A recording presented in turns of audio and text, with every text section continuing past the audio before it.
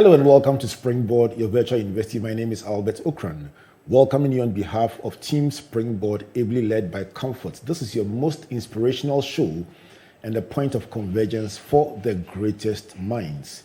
Your virtual university is brought to you by the Springboard Roadshow Foundation and proudly sponsored by MTN Pulse Just Be, the enterprise group Enterprise Your Advantage, UMB Bank, celebrating 50 years in banking with media support from the Multimedia Group and the Graphic Business Newspaper. Announcing our new partners, also the Central University, Ghana's premier private university. So today we get back into the engine room where many of you get to get a peek behind the scenes into the lives of frontline personnel in various fields, including arts, entertainment, education, media, corporate life, politics, governance, and everything in between, just to understand the joys, the tears, the pain, the tough decisions that you've had to make in the course of their journey, what you will typically not find in any newspaper or anywhere else apart from Springboard, your virtual university. My guest for today is very special. I still have shares in this story because it's very dear to my heart. He's a pathfinder because he walked out of his corporate job in insurance to pursue what was in his heart, which at the time was not deemed to be something you could do full time as a corporate Emcee. 7 years later, he is the preferred choice and the one you will find hosting the highest profile events in this country for corporates, multinationals, the government, and every event that is big, sometimes not just locally but also internationally. Let's unpack the story of my friend and my brother who runs a company called Domotale Africa, Jerry Edem Adjorlolo. Good to see you, Jerry. Rev, it's always a pleasure. Always a pleasure. And if I could do what you do without people here, I won't sing again. That's typical you, but Jerry, it's just beautiful to have today's conversation. And I dedicate this to everyone who believes in something that is not the regular line of work and is battling to even have the courage to step out and do it. Sure. Today it's normal to see you emceeing high profile events all over the place. But let's go back to 7 years ago. And we'll go further back to your childhood, but 7 years ago, when you were taking this step, were you afraid? Yes and no. Yes, because naturally, stepping out of your comfort zone, something which gives you regular income security, to start something which is not the regular, you would have little fears and apprehensions. However, I wasn't afraid because I had experience, I had work experience, I had qualification. I could easily come back into the life of work. The regular 8 to 5. So I wasn't really afraid. The only fear was, what if, immediately I don't begin to sign deals and, do events and stuff like that. But soon that was extinguished and the rest, they say, is history. What about the people you love? Because sometimes they fear for you more than you fear for yourself. You fear, but you have a bit of a reckless... all of us have a bit of some risk-taking, reckless nature in us. But the people who love us are even more cautious about us and more protective of us. Exactly. How did your loved ones, your family, react to the decision? Not just to become a corporate employee, but to actually leave your corporate job. Everybody, Rev, as a matter of fact, almost everybody said no. However, I spoke with a few people I deem, within my close circle. My parents, my wife, yourself, and Comfort. And most people felt that, look, it's just a big risk, which is unnecessary right now. It will come in time. Just manage. I was juggling it together with my 8 to 5. So they felt that, look, just let it run parallel to, your 8 to 5. And then at the right time, when you've amassed a lot and you can just fall on this, maybe you can go into radio, TV, and still be doing this on the side. But I felt the push. My father told me something I'll never forget. He says, look, you are a man, you're married, you have favor, you have convictions, and God certainly inspires those convictions. Take the step of faith. You have our blessing. And that's all I needed. My wife also was of that view that, look, she knows how I'm burdened by this passion. And to say that, look, I should suppress it for 1 year, 2 years, no. I should just go all out. If it fails, it fails. If it succeeds, it succeeds. I came to you, and as usual, you would not give me a yes or no. You would flesh out all the issues, and clearly, it just pointed to the fact that, look, we're not made to have the spirit of fear, but of love and of sound mind. And basically, that's the motivation with which I entered into. I was reading a report by the World Economic Forum that was trying to show jobs that exist today that didn't exist 10 years ago. Mm-hmm. As a way of saying that maybe 10 years from now, the jobs that would also be very prominent do not exist now. Exactly. And the lesson from that for parents, for loved ones, is that you are only guiding your child, your loved one, based on what you know. It's true. But what the world offers going forward, you don't even know. So now that it is working, everybody's saying, yeah, you're the man. But I'm sure that it wasn't that way 7 years ago. To the extent that I go out of the region to some remote part of town, president is commissioning something in BA or Kumasi, somewhere beyond, and a parent sees me and says, hey, come. He calls his son. This is the young man you've been seeing on TV doing all this thing. Look, I want you to mentor my son. He wants to go into media. He wants to go to radio, TV. And I said, please, don't push him. Let him do what he's best suited to do. Allow the boy. I'm not a journalist. I've never been on radio, never been on TV. But what I do, initially it was the preserve of radio and TV personalities. Today I've come to show that it is a different skill set. You don't have to be in media to possess the skill set. So I really agree with your point. Let's go back to your childhood. Yeah. Did you see any sign that you would live your life talking? Of course, there was nothing like Emcee at the time, but did you see early signs that you would go into a career that involved talking? Not at all. Were you a talker? Were you shy? What kind of child were you? Okay, I was a normal child. There was, a light bulb moment. I think 9. I was 9 then. And my family had been through an experience. And so we had to give a testimony in church. Quickly, my mother said, look, I should, do that. I gave the testimony effortlessly like a child. And it aroused, so much interest and enthusiasm from everybody. The next Sunday, somebody brought me a New Testament Bible. The next Sunday, another person brought me cloth for trouser. And so I didn't take it serious. Everybody said, oh, you can speak well, this and that. But I never took it serious. Fast forward, in junior high school and even secondary school, I used to present people's cases for them, like a pocket lawyer of sorts. So people would fall into trouble and they'll come and say, oh, Jerry, this is what has happened. We know you are, the preferred this student of this master. Could you go and plead our case for us? And I'll go and just, without any fear of, the person's presence or anything, I'll just state the case as it is. And most of them says, hey, Jerry, you're confused. And gradually growing up, I saw that I'm naturally, I'm naturally disposed towards respectable people, going before them, just speaking ordinarily, But most people, hey, they always say, no, I can't do that. So with that in mind, really, I never even thought I would be, a public speaker. The closest I thought I would be was to be a lawyer. When I see Isankuma, I said, this is my future. But, well, life happened and I couldn't do law. Have you ever told Ace this story? Not yet. Well, Ace, I'm sure, is listening to the virtual university, so he knows that he was your target.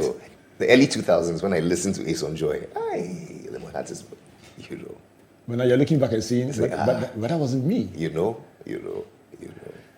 Interesting that you mentioned that being an MC is not the preserve of broadcast journalists, but it has a unique set of skills. Mm-hmm. For anyone listening with aspirations to go into your field, what kind of skill does one need to be a good corporate MC?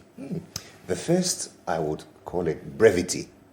The ability to speak intelligently in few words. Most people feel that being an MC, you should possess the ability to rattle, just say a lot of things. No, because most of the time, the people you're talking to, there are 3 people you talk to when you have a mic. Those who know more than you, those who know as much as you, and those who do not know very much. To talk to all 3 of them, you must communicate. You mustn't talk. And that's where brevity comes. You summarize everything very intelligently in few words, and everybody picks his own. Were you good in summary when you were in school? I tried. I tried. So brevity is number 1? Brevity is number 1. Number 2, humility. Okay. I always say all that you know is not all that is to know. all that is you know is not all you should have known, and all that you know shouldn't limit what you could know. Because some of the things that you say, you think, yes, I mean, this is it. You go back and you realize that, look, you made a fool of yourself. And you must be humble to be teachable. Because a lot of the people who would even make you a good MC, they are not MCs themselves. People call me to the side and give me a whole lesson on how to say this. I mean, the historical background to this. And you watch the person giving you all of this and say, so why aren't you an MC? But well, that's how God has defined it. So you must just be humble and acknowledge those people who possess knowledge, do not necessarily practice, but can also help you. So for me, brevity, humility. Number 3, I believe it flows from humility, respect. A lot of my predecessors have had that bad tag, on them as talking down on the audience, especially in the area that I play, because they seem to possess a lot of knowledge. So upon just taking the mic, they want everybody to know that they know, and they are quite condescending sometimes. You find, excuse me to say, a journalist who most of the time, because of the nature of his work, has to do extensive research but the thing is, you are a journalist. You are not a practitioner in any field. Today you're talking about mining, the next time you're talking about finance, but when you come into a finance related program, you try to sound as if you are. And most of the time, it comes off as a bit disrespectful. So most people have complained about that, and I try not to go down that path. So for me, brevity, humility, respect. Number 4, an insatiable appetite to learn. An insatiable appetite to learn. I mean, for this job, things change every day. The same skill set you had in the beginning is not the same skill set you need for the journey. I mean, what I try to do is that after every event, I create a docket of sorts. So I have a big envelope for every event. I file everything that I researched on and then just seal it. When it's time for a similar event, I just pull it out and then do additional research to it. And then, so things change. The old stuff that I had maybe 2017, today, further and better particulars, as Dr. Bawumia would say, have also emerged. So what do? You add that, and then you're good to go. So for me, these 4 things are very cardinal when it comes to, being an effective MC. Interesting that you mentioned a 5th one so passively, but that 5th one is, for me, a very, very important one. I probably add it as a 5th skill you must have, a docket on jobs you've done so that you can improve on them and not have to go back to ground zero. If you just joined us, this is Springboard, your virtual university, and my guest for today, Edem Adjorlolo, the number 1 MC in this country, and we are talking about anybody desiring to pursue a career that you may not have thought about in your childhood, and you may probably be facing genuine objections from people who care about you, trying to say there's something else you could do that is more regular and more predictable. And this show is dedicated entirely to you, and hoping that you would learn some lessons about how to bring those people along, how to convince yourself, how to even venture into it step by step, and all the lessons that can help you to do it without any fear, because somebody has done it, has taken all the bruises and brought you some lessons for your own application. So far we've been talking about first income security and the fact that you had to walk away, not entirely afraid because you knew you had a doorway to come back, but also encouraged by those around you. You mentioned growing up and being a regular child until that testimony at age 9 that brought you trouser material and the New Testament. I love that one. And then the 3rd one is corporate MC skills. You've given us 4: brevity, humility, respect, and the 4th one is one of my favorites: an insatiable appetite to learn, and of course, the ability to file the docket on each case and come back to it. In the course of your work, I'm sure that you didn't have all these jobs flooding at you from day one. You may have started with a bit of a stutter and then picked up as you went along. Would you spot any turning point where it was almost like from there, the world paid more attention to you? I'm curious about that turning point. As a matter of fact, there are 2. The first one was December 2014. It was the MTN carols, the night of MTN, carols. That was, a turning point. But it was bigger in August of 2015. I happened to host the president for the first time, then President Mahama. It was a tomato factory that they were commissioning at Tema. I recall that day so vividly because, I mean, my big brother, Stan Dogbe, came to the event and was, asking, he came and, who is the MC? So I showed up. I introduced myself. He said, which radio station? Which TV? I said, no. He said, none of that. What do you do? And I said, insurance. Insurance? Where's the event organizer? So the event organizer came and he asked, who is this guy? I said, oh, he's the guy who can this and that. Come. Let me see you go this and that. Look, the president doesn't have time. We're doing this in 45 minutes, this and that. Cut this, cut that, this. So I said, yes, sir. And then we went on. Charles Mensah was there. So I did it to the best of my ability. We finished everything. Then when he was leaving, come. What? MC, insurance, no radio, no TV. Give me your card. So you talk, I'm just imagining Stan talking just like this, but you know what? Finish it. And that was the turning point for me. 2 days after, he called me. There was something happening at Jubilee. And Stan would usually not call. He would text you. And that's it. And really, that's opened the doors to all the presidential events. Through that, I got to host the president of Turkey. I got to host the president of India, the prime minister of Ethiopia. I mean, it just started like that. So that was one important turning point. So there was a December 2022 MTN Carols night, and then there was a tomato factory. I'm not listening to tomato factory commission. you wouldn't think of that one as the day the Lord has made. And interestingly, it wasn't August. It was June because I was still in my active employment. It was July that I left completely. So it was my last month, and I was doing my sales, rounds in Accra when I had a call from a big sister. She's now Reverend Hedwig Quist. She used to be at Charterhouse, yes. So she called me that there was this gig. And I remember we're arguing. I said, no, the money is not good. I said, Jerry, I've told you, forget about this money thing. Come and do this thing. And so I came, and that was it. That was my first time hosting a president. And then, voila. Charlie, did you go back to tell Reverend Hedwig Quist that, Charlie, oh, yourself? Right now, I owe an offering. I owe a big offering. A big offering. Good evening to you, Hedwig. And we appreciate you for that moment. And that brings me to my next question. People who speak into your life at a crucial point, sometimes even with you objecting, but which you look back later and say, Charlie, but if I hadn't listened to this person's advice, I would have missed it. Let's talk about angels. I call them angels. Mentors, people sent to speak into your life and how big those are at crucial moments. Let's talk about that. 4 readily come to mind. The first, Nasir Idrisu. Nash. The man who General Nash. Nash. I should be standing and speaking his name.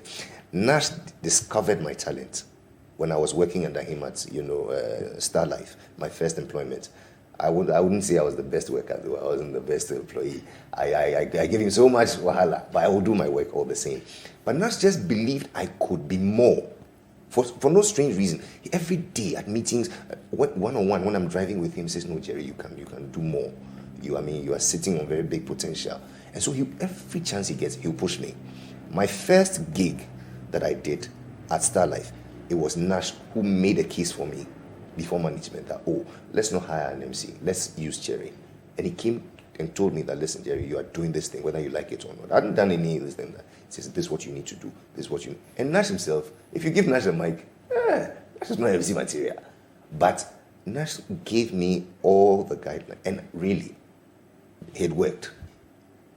Nash is that kind of person who is a people builder. He may not necessarily be good in the thing he's teaching, but he would bring you out. And you are the better for it. Praise God. So everywhere this gospel of mine is preached, Nashiru comes up top. He comes up number 1. Wow. Yeah. Number 2, the second person who really made an impression on me, Mrs. Magna Treba, Komla Dumo's sister. This is a woman who saw me and my potential because of the love I have for Komla, and I shared my aspirations with her. And she said, young man, there's something special about you. You may not have noticed it yet. You have a very unique presentation. If you could really hone it, you could actually live on this. You could actually set up and live on this. She sold that idea of full-time corporate MC a year before I even ventured out.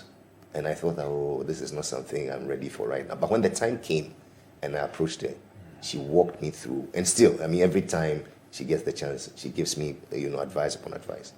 The third and the fourth, them. The man, the myth, and the legend sitting before me. and his ever-loving wife, I mean, you are that kind of couple, or let me say, you are those kind of people. You will not directly say yes or no, do it or don't do it, but you will flesh out all the options. And Rev, you've never ceased to put me on the straight and narrow. Even when sometimes I'm a little intransigent and stuff, you make your case and just leave me to go. When I hit the wall, I come back. And I can't thank you enough for the deposit that you've made in my life. I'm the better for it. The platforms you've given me, the pieces of advice, the follow-ups, every time. I'm grateful. I'm still smiling at you. I know the last two people, but I want to thank Nash and Mawena, two people that are very, very, very dear to my heart, because for reasons that you will not believe it. I've known Nash and worked with Nash, and I was there when he gave you that first opportunity, and I remember it too well. And Mawena has also been a very, very, very good person to me, and was very, very key in helping us at the early times of Springboard. So I know both of them very well, and I can attest to what you're saying. But isn't it amazing that you sit here, look back, and see these people have been of great help to me? Sure. Can there be anyone, Jerry, who can say that they are self-made, that they have nobody who has invested in their lives? Absolutely not. Absolutely not. Why that comes up is pride and deliberate forgetfulness, if I may. It's selective amnesia, for want of better words. If everybody looks back over their lives, they will see that there's that one person, or there are those people, who have, in very little ways, and most of the time, it's those people who make those little contributions. They are the ones who stand out. Those who do the very big ones, most of the time, they are not even the ones. Maybe they do it for a reward, they do it for a certain recognition or something. But those people who make those small deposits over time, they are the real heroes. And for me, until we start acknowledging that there are people who have been on that journey with us and have made such contributions with us, we will not get anywhere. I interact with many young people who say, listen, I need a helper, I need somebody to invest in me, and there is nobody. Is there a role that the mentee, the receiver, is there a certain positioning that they need to be able to get the help? Because surely you can't be the only one who attracts so much help. Exactly. What do you think people must do to get more of such angels, mentors, investors in their lives? Attitude. Very important. Attitude. Rev, you remember those times? I will do an event and I will send you a WhatsApp message. I did this, this and that and that. It's about that attitude. And for me, the attitude of perseverance is key. Most people don't persevere. Most young people, they just hit a brick wall and that's it. They feel that that's all. But even aside the attitude of perseverance, the attitude where you just have to be of, for want of better descriptions, good behavior. A lot of young people are so entitled. I don't know, for whatever reason, So they come to you and it's as if, you must help. And when you don't, then, they change their, body language, they change their whole attitude towards you. They feel that, you're negative, you are this and that. But I feel, no. If you have identified something in somebody and you want him to be your mentor, you must make a good case for yourself. You must, number one, show perseverance that, yes, this is what I want, I will push. But while doing that, you must show a good attitude. 4 things you need to get a mentor in your life. You need to first have the right attitude. You need perseverance. You need to avoid being entitled, and you need to make a good case. Don't assume it will come to you. No. These are the prescriptions of Jerry Edem Adjorlolo to anyone seeking to find those mentors, those angels, those people sent by God to push you on your journey and help you to get to your destination. This is Springboard, your virtual university. Today we are in the engine room with my friend and my brother, trying to understand the joys, the fears of venturing into a career area that is unusual, and believing against all hope that you can break through there and live in that space. And we are finding out what the 4 key requirements are, 4+1 key requirements are. We also find out, what about those moments when nobody calls you? What do you do? And let's find the balance so you don't think it's all rosy and it's all nice. And this is brought to you by the Springboard Roadshow Foundation and proudly sponsored by MTN Pulse, the Enterprise Group, UMB Bank, with media support from the multimedia group, and the graphic business. Let me remind you that on Tuesday on page 18, the graphic business, this whole story fully captured so you can share with your friends, read it over and over again and be inspired as you proceed on that journey. Also to mention, my friends, from the Central University, Ghana's premier private university. Talking about UMB at 50, let me remind you that all great countries are built on the back of entrepreneurs who step out, take risks, and build thriving corporate ventures.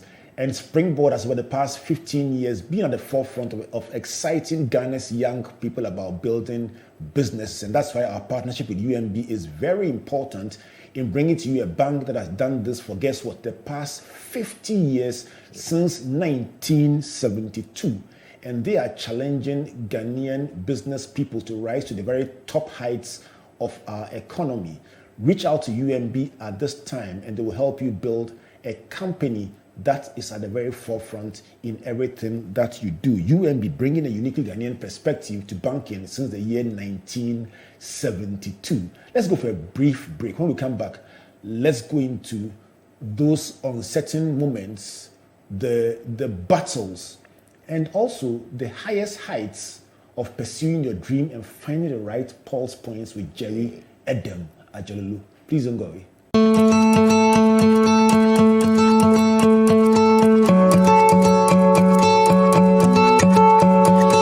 At Central University, we are not just giving theoretical knowledge, but also real-life practical immersion. Our projects and research are targeted at solving real-life problems within our built and a natural environment. My name is Che Joseph Bafo, an architecture student. The faculty and facilities available to us make us industry ready.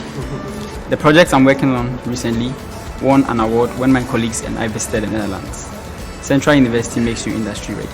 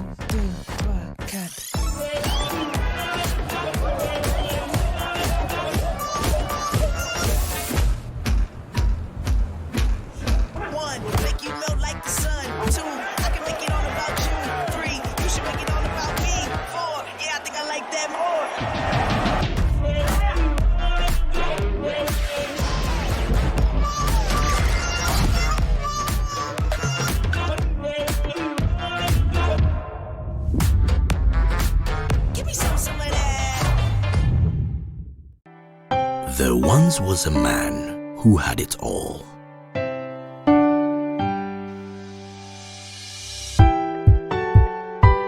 He had skill, he had charisma.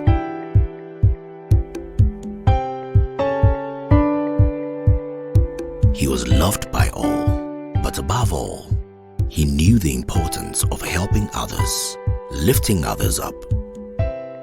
He knew the importance of giving other people an advantage so that they too would use that advantage to help others. All you need is that advantage that sets you apart from the rest.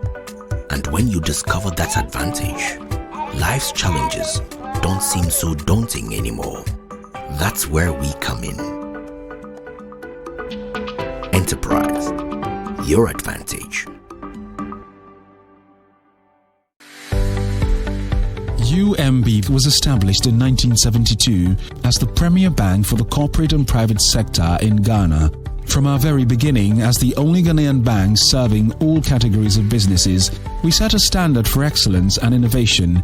Over the past 45 years, we've built a financially healthy and strong bank, demonstrated our commitment to our customers and to growing businesses, and exhibited originality and innovation at every turn. At UMB, our focus is built around people, service, products and technology. These are the key to our present success and our future triumphs. At UMB, we are poised to make a difference not only with our customers, but also in the banking industry. We invite you to share in our future. Our future starts now with you.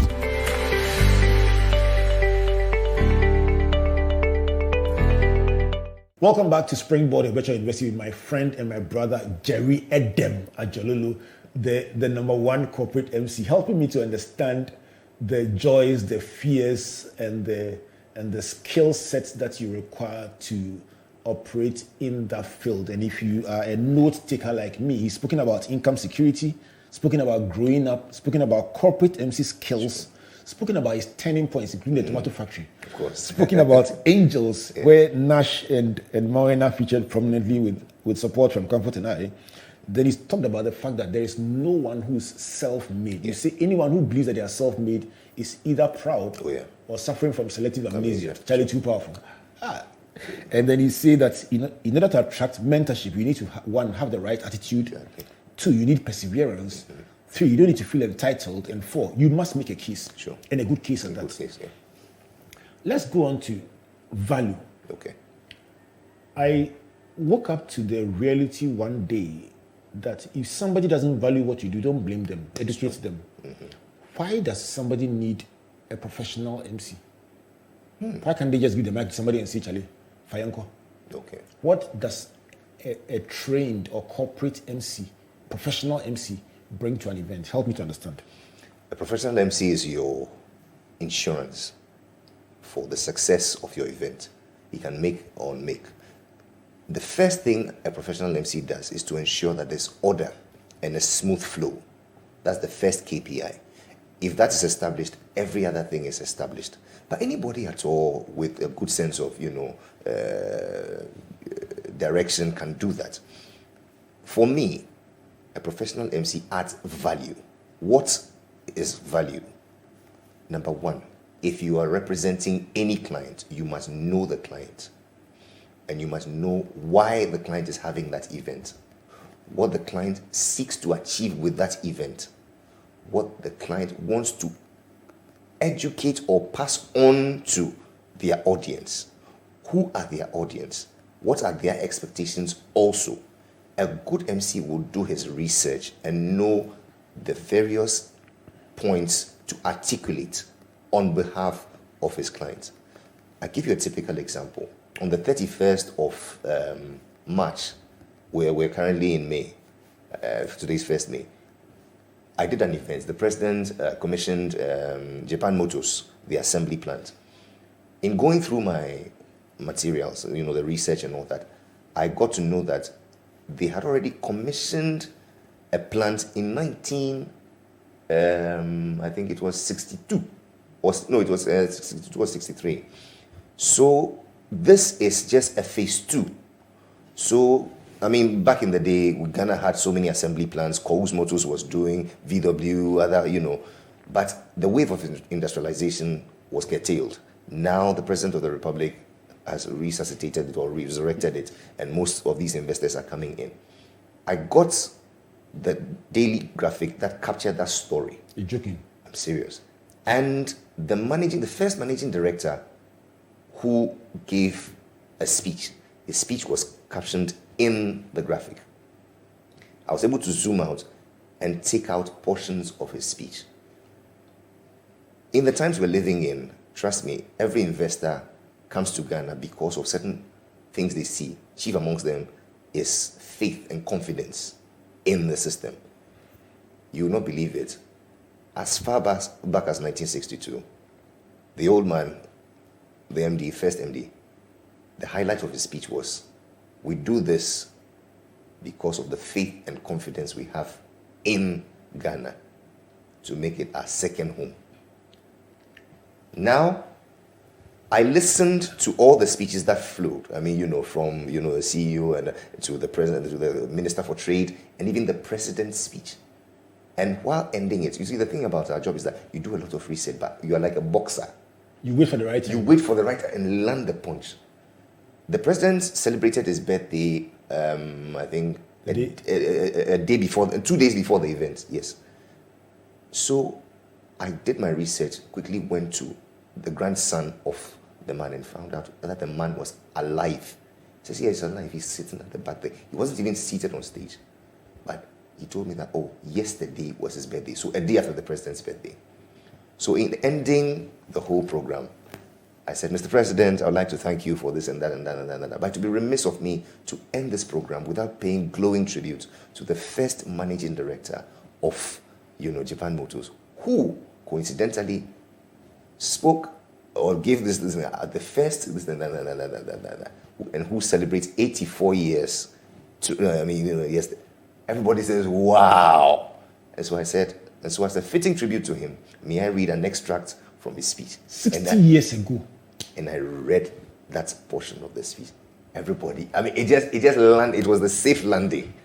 And when we finished, look, everybody said, look, you are just, it was just you. You had to do this.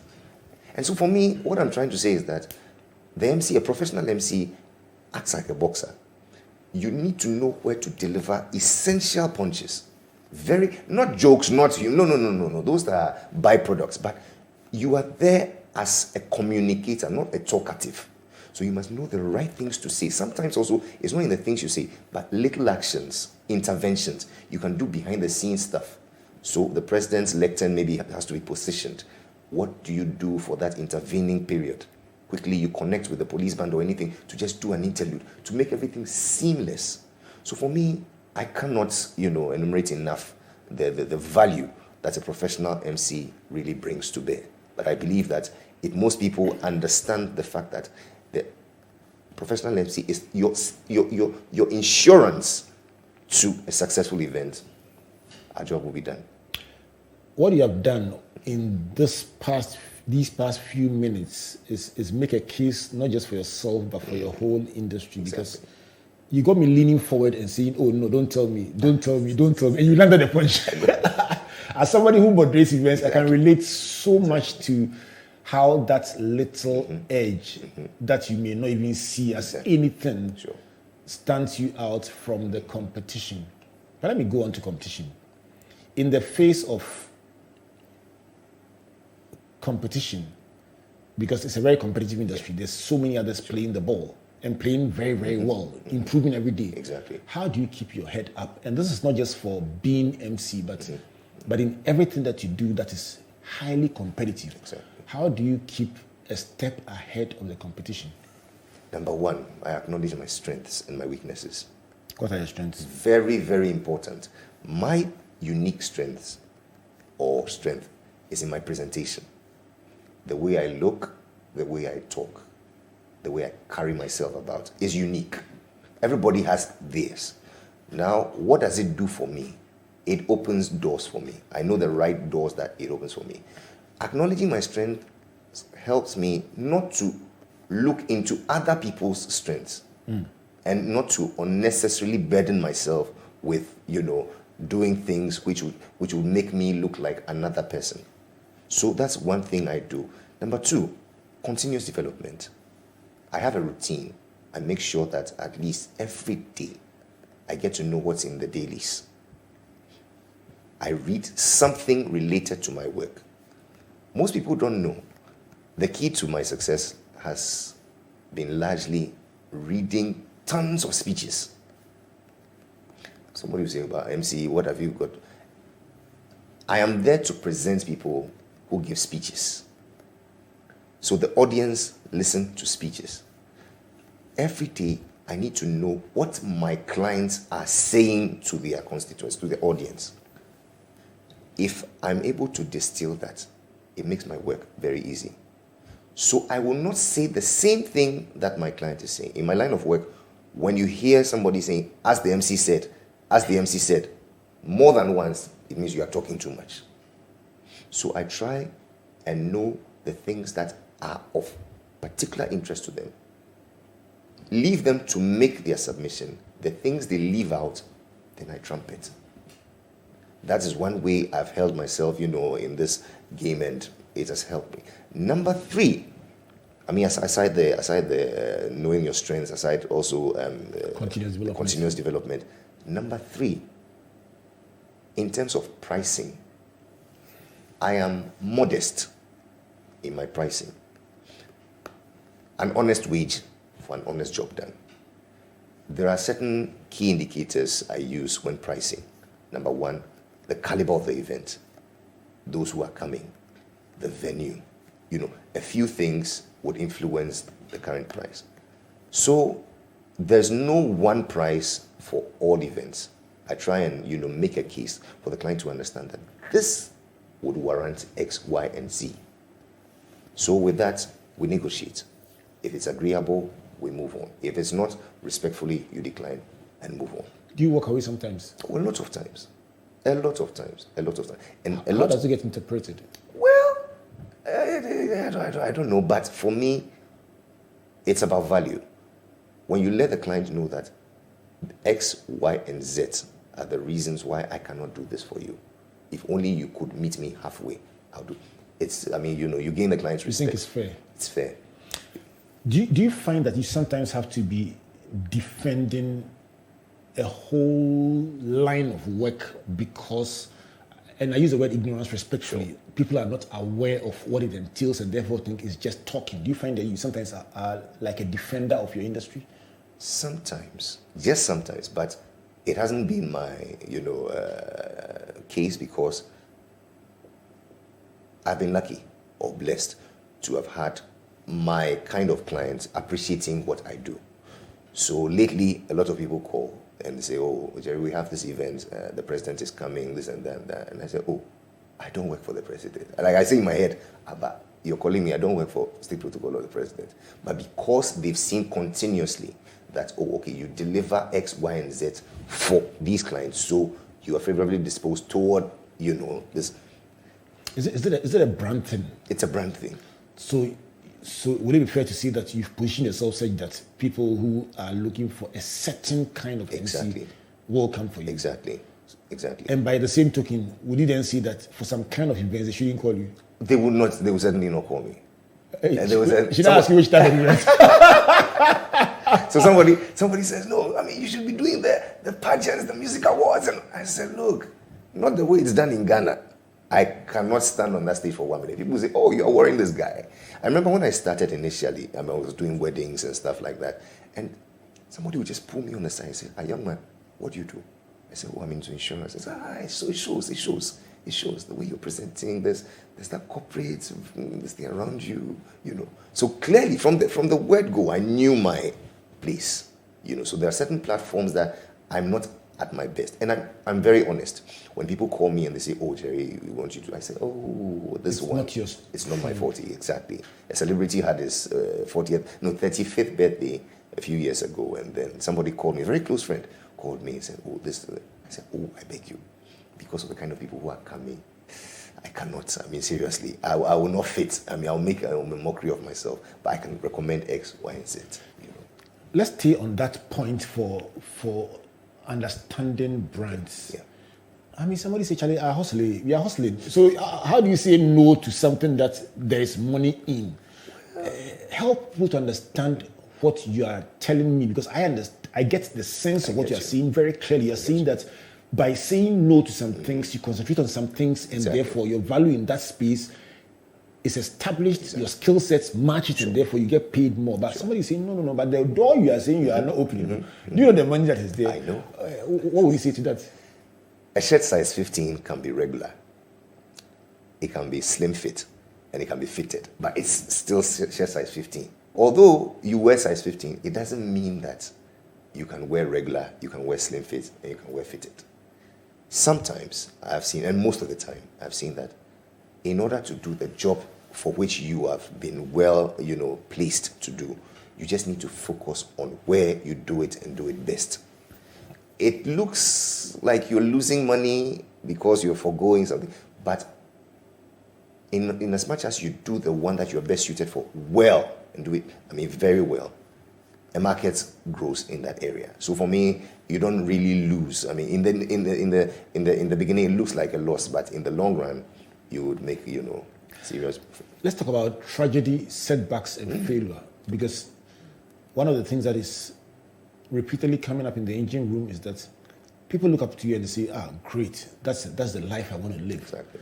But to be fair to those people, they also need to know that no matter how high you have climbed, there are challenges, there are fears, there are failures, there are tragedies.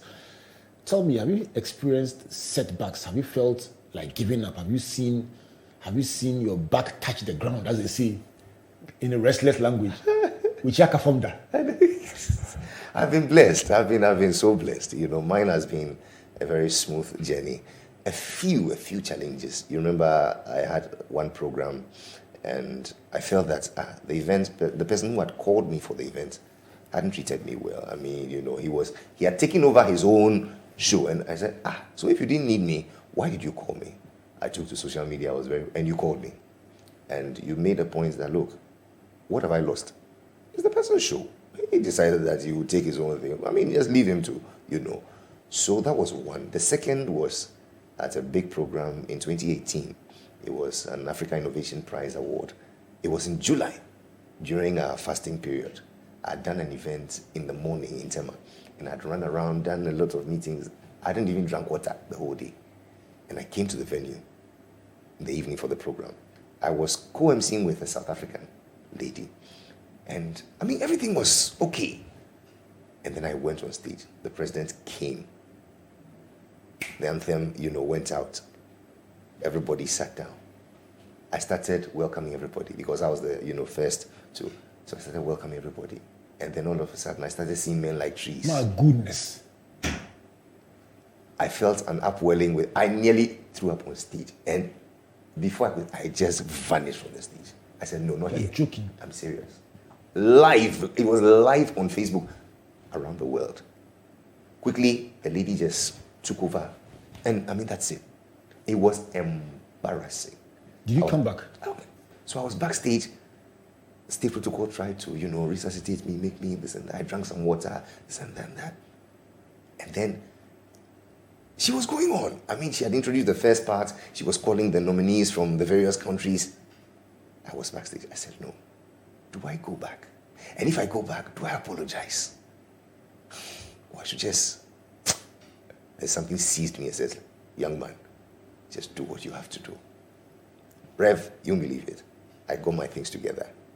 Went back on stage. The next country to call. And from the Federal Republic of Nigeria, please welcome Olumide. And so it was most of what just happened here? Like seriously? As they say. And I carried on till the end. Honestly, when I left there, I thought that was the end. No, seriously, because this kind of disgrace. You won't believe it.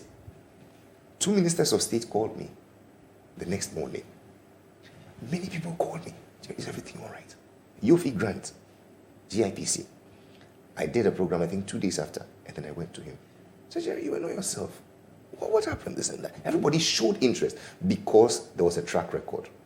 They know that, on a good day, you are not afraid of the crowd, you're not, but something deliberately went wrong, you know. So, I mean, that's one challenge I'll never forget. One challenge I will seriously not forget. You know what I like about this story? No. The last point you ended on, because you're a good storyteller, I must say. As we were narrating the story, I was just imagining the occasion, the stage, thinking of the color of what you're wearing, thinking of the lady from South Africa, everything. And I was just caught up in the story. So what happened next? Mm-hmm. Did people commend you? Because I remember a program I went to that had Derek Prince speaking, and the fan above his ear was a apostolic church in the Jamestown area. The fan got torn above his head and was coming down to his head. Come and see the protocol running and so on. The old man was so calm. When they got there, they said, "Chief, push it." So he shifted and they held the fan. The fan just came off in their hand because there was no, the string was torn. The fan was rotating and coming towards his head, just above his head. The moment they moved the fan away, believe me, I mean, if it was me, the devil is a liar. I mean, what are you talking about? He did not even comment. He continued with, from the Republic of Nigeria, Olumide. I mean, that was just like that. And we all started clapping. So you are saying that instead of going back to reference what had happened, your judgment at the time was just good. And it had a good impact on your audience. Very. But the note on which you ended was, for me, the game changer. You said the track record was good. So people cut you slack. They were like, oh, that is not you. And for that reason, you were forgiving us in a way. Wow. Very, very humbling experience. I mean, I'll never forget that day. 28th July, I remember. You know, I think last week I spoke to Belamundi on this same show, and she was talking about the fact that she froze when she got to the Q&A segment on the beauty pageant. She said she had done so well in her speech, Charlie. The last Q&A, you see the thing floor, you say weak, and then she was asked the question afterwards, who's an African? And Charlie, she couldn't answer it because still she couldn't get over the Q&A. Just to bring home the fact that people who are doing so well have also had setbacks. What would be a message to somebody who's still mulling about one setback that they didn't get right and holding their head and still remembering after 2 years that day when I missed it? What would be your message to them? Bounce back. There is nothing like a comeback. You know, in my line of work, everybody wishes you well when you're on stage. Because left to most people, the ground will open for them to enter than for them to stand in front of people and talk. So from the word go, when you start, everybody just, they like you and they wish you well. When something goes wrong, you just have to be humble. And if it's your fault, apologize. If it's not your fault, to just, carry on with grace. But a lot of people, I don't know, maybe for a want of a better expression, just feel a little entitled, not in the usual sense of the word, but entitled that, no, I'm not supposed to end up like this. Failure is not my portion. I mean, I must, but failure has a way, or challenges have a way of bringing another perspective. In my line of work, I record everything I say. So every program I record, just to know the things I said that I shouldn't have said, the things I said that I should have said better, and the things that I should have said that I didn't say at all. So do you review your work? Every day on my, I'm just coming from a program this morning, while driving, I was listening to, and my wife always says, don't you get tired of listening to yourself? I said, well, that's my job, So for me, anybody who has suffered any setback, please look on your track record, at least for some assurance, and then just bounce back. You will make a better...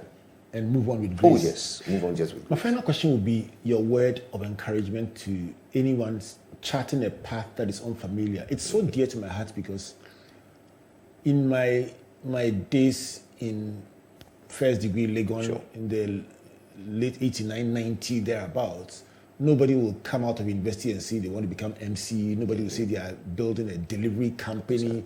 Some have built food supply chain companies. Some are delivering literature. People are doing stuff today that did not exist. People are doing amazing stuff on social media. Some people are influencers. I mean, some of the jobs that are interesting these days did not even exist when I was in university or when I finished school. And I'm sure that if anyone came to me to say that's what we're going to do, I'll say, explain it again. What do you say you're going to do? But now it's not funny anymore. It's not strange anymore. And so listening today are parents whose children are trying to venture into something they've not done before, people who are themselves contemplating careers in areas that are unfamiliar, and people who have ventured out and are wondering whether they made a mistake.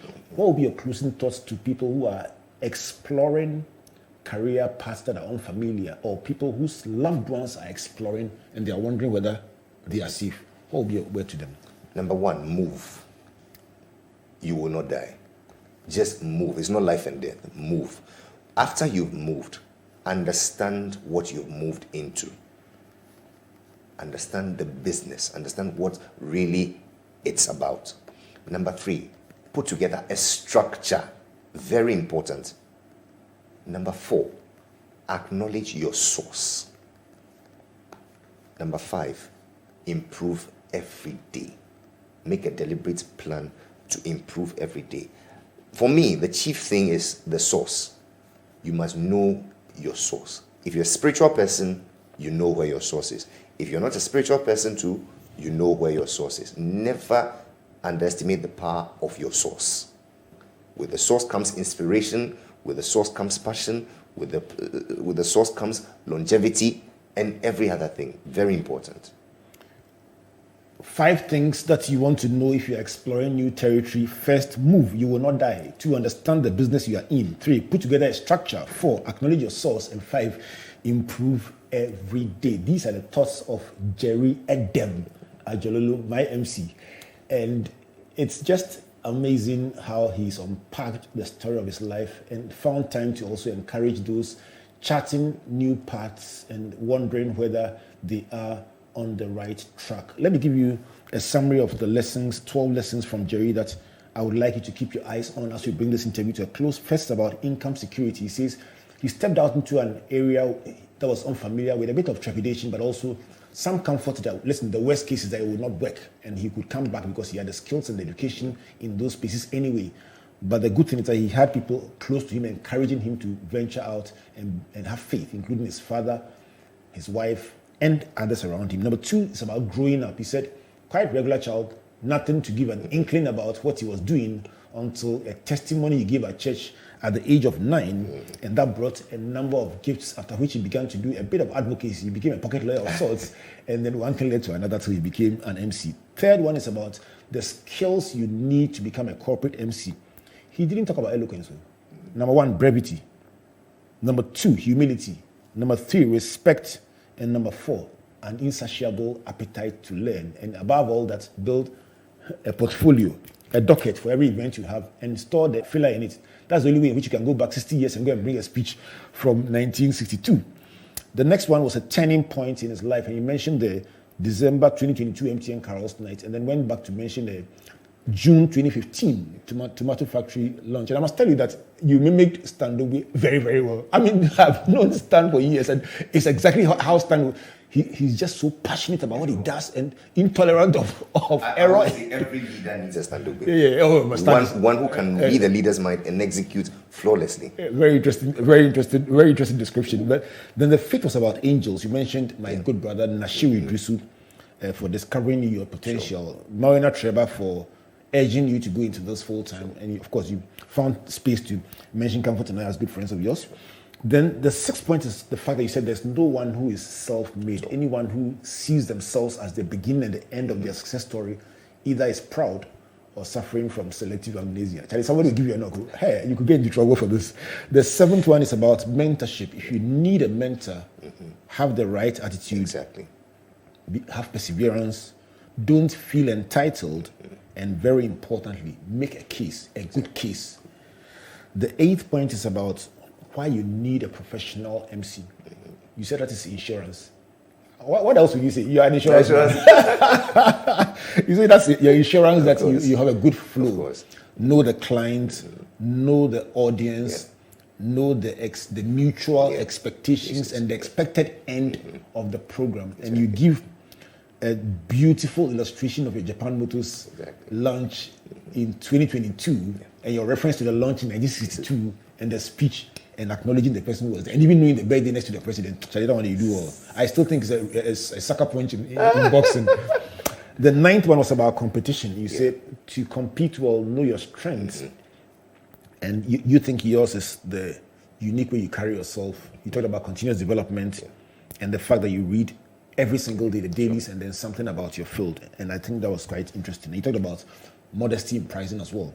The 10th one is about branding and position. You say you have to say no to some things, to say yes to some things, and become the authority in the things you say yes in. That was huge.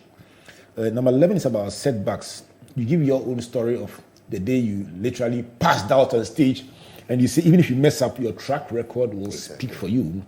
And just bounce back and carry on with grace. Understand that every failure helps you to understand a different part of yourself. Your 12th is for exploring new territories. And you say, move, you will not die. That's number 1. Number 2, understand the business. Number 3, put together a structure. Number 4, acknowledge your source. And number 5, improve every day. Jerry, speak directly to God and tell him something in 30 seconds. That's assignment for you. Tell God something. He's watching you and saying, what are you doing? Dear God, I come to you this evening as you've instructed us in Matthew 5:16, that we should let our light shine before men, that they may see our good works and praise you who art in heaven. I ask for grace. I ask for strength as I do that which you've given me to do with all my might, because in the end, there is no knowledge, there is no device, there is no wisdom, and there's nothing else in that grave where I'll eventually end up. I ask all this through your Son and Savior Jesus Christ. Amen. Oh, it's almost like ending one of your shoes. Charlie, you do well. You know what? It's been a beautiful conversation with you, Jerry Edem Adjorlolo, and I'm sure somebody just listening to this, if you didn't even hear the Japan motor story, just the conclusion alone, your next event, you know who to call, Jerry Edem Adjorlolo. My name is Albert Okran. On behalf of Team Springboard and our sponsors, MTN Pulse, the Enterprise Group, UMB Bank, and our media partners, the Multimedia Group and the Graphic Business, and our new partners, Central University, saying a big thank you to you, Jerry Adjorlolo, for being with us today. Always a pleasure. And to every one of you for listening out there, please don't forget on Tuesday on page 18, just get the Graphic Business newspaper and read this whole story again with the 12 points you articulated. And on social media, join the debate. Which one is your favorite? I know my favorite, and by far, I won't tell you. Let's talk on social media about which one is your favorite, and let's have that debate we always have every Sunday and whenever we gather on your virtual university. Meanwhile, my name is Albert Okran, saying God bless you, and God bless you.